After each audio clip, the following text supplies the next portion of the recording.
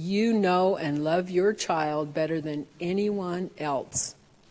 So please don't let anyone push you aside. Parents need to know what's going on with their kids. No more secrets. This bill reaffirms the authority of parents and guardians in the education of their children. There has been this ongoing juggernaut between parents and what's happening in education, and I feel that too often our parents are getting painted as the bad guys. I think initially when we learned about the parents' rights bill, everybody was scared. We've got to figure out how we can capture these kids more than we really are, or what we're seeing in the schools right now. So we know it takes a village to raise a child. We cannot do this work alone. And we really are exploring additional research-based intervention programs for teens.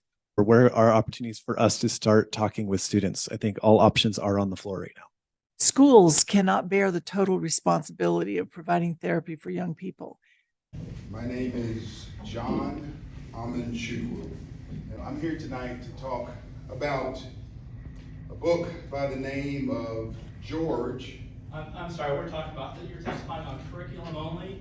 This is enclosure 22 is what you can testify on. This is based upon materials that are in the school system. No, we're talking about curriculum tonight, and we solely, our testimony is only on this agenda item. And books don't pertain to curriculum? That is not in our curriculum, that is part of our library system. Yeah, and so I'm here to speak. I'm sorry, you're outside of our testimony. And so I've already been told that you all were going to shut me down and keep me from speaking. Okay, I have to cut the mic, please. Because you all don't want to hear what I have to say.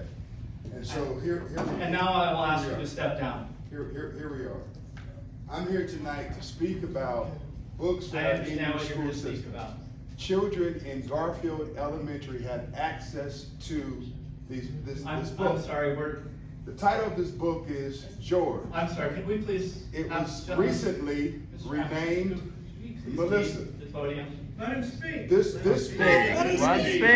book addresses Speaking to agenda items, I would let him speak, but he is not. I'm sorry. He is. Why am I being so pleased? Has to do with mental health. No. Listen, you want to talk about the issues of mental health in this state, and how this year, I believe, about 30 kids alone have committed suicide. Have you all considered that these pro-transgender books and this material, Let him speak. I'm going to be notified for trespassing for what? I get 180 seconds to speak. Only on the agenda. And I'm speaking on curriculum items. Agenda item. I'm speaking on curriculum items. These individuals don't want me to speak, and so they're coming up with ways to ban me and to block me from speaking. Okay, you'll have to take a seat. Censorship. So I want you to know that I am being censored and told not to speak on anything that's not on our agenda.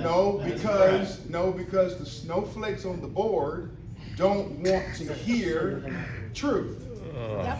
So therefore, you're allowing tyranny Thank you for being here to tonight. block me from speaking. Please step down. Okay. All right. Thank you. Thank you. Thank you for trying, man. What a mess. God bless Idaho. I know. Suicide rates are Appreciate it, man. Suicide rates are as high as they can be. I just want to ask you, what is our curriculum based on? Okay, actually, you're doing testimony. This isn't a back and forth. Okay, no, it's a rhetorical question. It's a rhetorical question. Sure. What is our curriculum based on? Is it based on the objective moral laws of God, the laws of nature and nature's laws, or is it based on the objective moral of unobjective, relativistic moral system that you guys have decided that our kids should learn? All kids have to learn things about reading and writing, but we also want them to learn about morals.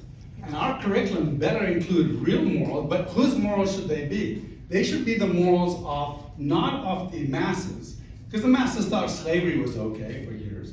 They should not be the morals of relativistic thinking, because if their relativistic truths were true, then how could, if there is no objective morality, why was Hitler wrong? If there is an objective morality, why do you get to decide what it is and not Hitler?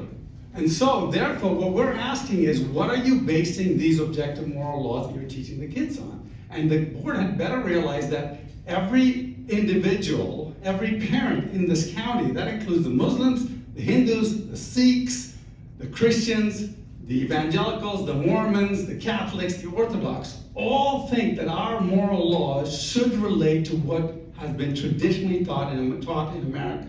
We came here, I was born in Africa, I grew up in the Middle East. I was born in Ghana, grew up in Sudan, Ethiopia, Yemen, Jamaica. I came here as an immigrant. Why? Because America was that standing beacon, because it observed God's moral laws, the laws of nature, and the laws of nature's God. That's what the Declaration of Independence stands on. And here's why I'm going to close with this.